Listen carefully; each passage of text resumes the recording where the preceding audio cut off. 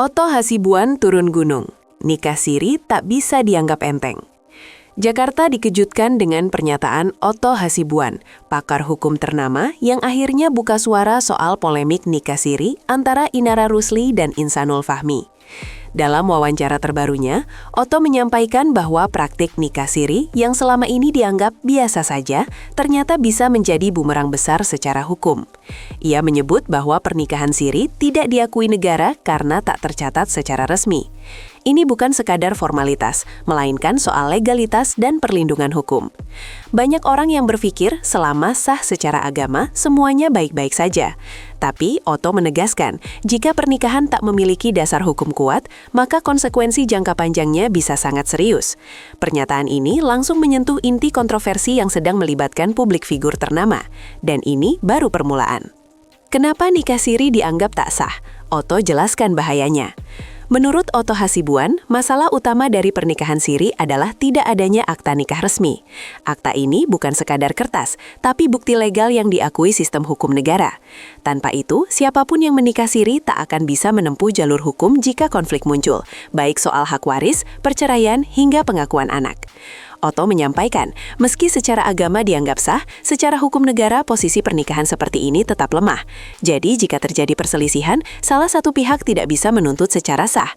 Pernyataan ini membuat publik mulai berpikir ulang tentang tren nikah siri yang diam-diam masih banyak terjadi, apalagi jika melibatkan selebriti yang selama ini hidup di bawah sorotan publik. Tanpa izin istri sah, nikah siri bisa jadi bencana hukum. Lebih jauh lagi, Otto memberikan peringatan keras. Katanya, nikah siri hanya bisa dianggap tidak bermasalah apabila mendapatkan izin dari istri sah. Tanpa izin itu, konsekuensinya bisa sangat berat, bahkan sampai ke ranah pidana. Izin istri sah bukan cuma urusan etika rumah tangga, tapi memiliki dampak hukum yang nyata. Jika seorang pria sudah menikah sah dan diam-diam melakukan nikah siri lagi tanpa izin istri pertamanya, maka ia bisa dilaporkan. Hal ini menjadi sorotan tajam karena menyangkut persoalan yang sedang dihadapi Inara Rusli dan Insanul Fahmi. Apakah izin dari istri sah pernah diberikan, atau justru ada unsur penyembunyian? Risiko bertambah jika ada kebohongan dalam pernikahan. Otto juga mengungkapkan bahwa kebohongan dalam pernikahan siri memperparah keadaan. Jika si suami menyembunyikan status pernikahannya yang pertama, maka dia bukan hanya menipu istri sah, tetapi juga membohongi pasangan barunya. Otto dengan tegas mengatakan bahwa ini bisa dikategorikan sebagai penipuan yang bisa diproses secara hukum. Bahkan jika tak ada kerugian materi, unsur pembohongan tetap bisa dijerat pasal. Jika si suami berbohong, maka artinya dia merugikan dua pihak, ujar Otto. Kalimat ini sontak menimbulkan banyak spekulasi. Benarkah Inara tahu status Fahmi sebelumnya? Atau justru ia juga menjadi korban kebohongan? Penipuan tanpa uang tetap bisa dipidana. Ini penjelasan Otto.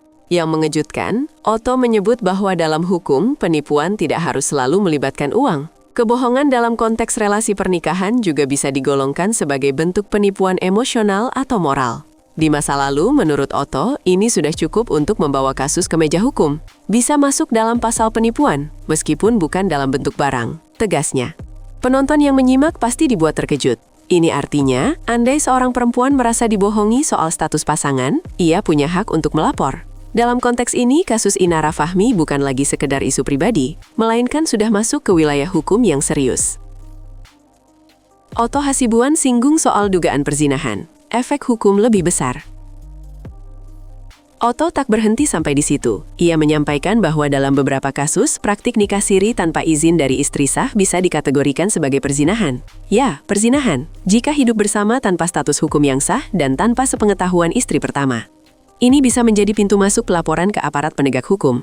Otto menekankan, persoalan seperti itu paling tepat disebut sebagai perzinahan, dan itu bisa dilaporkan. Ini menjadi titik balik dalam narasi video, karena publik langsung menghubungkan pernyataan ini dengan situasi yang sedang melibatkan nama-nama besar di dunia hiburan. Tinggal serumah tanpa izin bisa kena sanksi? Ini klarifikasi Otto. Masih banyak yang mengira bahwa tinggal bersama secara suka sama suka adalah hal privat yang tak bisa diganggu hukum. Tapi Otto membantah pandangan ini. Menurutnya, jika seorang pria dan perempuan tinggal bersama sebagai pasangan, namun tanpa status hukum resmi dan tanpa izin dari istri sah, maka itu bisa dilaporkan. Ia berkata tegas, sepanjang tidak ada izin, maka itu bisa dianggap sebagai pelanggaran. Jadi bukan hanya soal sah atau tidaknya secara agama, tapi juga soal transparansi dalam relasi dan keberadaan persetujuan istri pertama. Ini jelas memperkuat urgensi hukum dalam kasus serupa. Kasus Inara Rusli dan Fahmi jadi contoh nyata dari risiko ini. Kini publik bertanya-tanya, apakah pernyataan Otto Hasibuan bisa dikaitkan langsung dengan kasus yang sedang menimpa Inara Rusli dan Insanul Fahmi? Dalam berbagai laporan, disebutkan bahwa Fahmi sudah memiliki istri sah bernama Wardatina Mawa yang mengaku tak pernah memberikan izin. Bahkan Mawa disebut sudah melaporkan keduanya ke pihak berwajib. Jika semua unsur yang dijelaskan Otto benar terjadi, mulai dari pernikahan tak tercatat, tanpa izin, sampai tinggal serumah, maka kemungkinan kasus ini akan bergerak ke arah proses hukum yang lebih dalam. Spekulasi pun merebak di publik. Akankah kasus ini berujung ke pengadilan? Bagaimana perlindungan hukum bagi korban nikah siri? Otto juga menyinggung tentang perlindungan hukum bagi pihak yang merasa dirugikan akibat nikah siri. Ia menegaskan bahwa karena nikah siri tidak memiliki dasar hukum negara, maka korban sulit mendapatkan keadilan melalui jalur resmi. Ini menciptakan situasi yang rawan bagi banyak perempuan, terutama jika mereka ditinggal begitu saja atau ditipu soal status pasangan. Dalam konteks ini, pernyataan Otto sekaligus menjadi peringatan keras agar masyarakat lebih melek hukum, terutama bagi perempuan, untuk tidak gegabah menyetujui hubungan yang tak punya legalitas negara. Otto Hasibuan tutup fakta dengan kalimat tajam, hukum tak bisa diabaikan. Sebagai penutup, Otto menyampaikan kalimat yang sangat tajam dan menggugah. Ia mengatakan bahwa siapapun yang bermain-main dengan hukum dalam konteks pernikahan, cepat atau lambat akan berhadapan dengan risiko besar. Negara memang menghormati aspek agama, tapi hukum tetap memerlukan bukti legal. Hukum negara tidak mengenal perasaan atau persetujuan pribadi. Yang dilihat adalah bukti dan dokumen, ungkap Otto.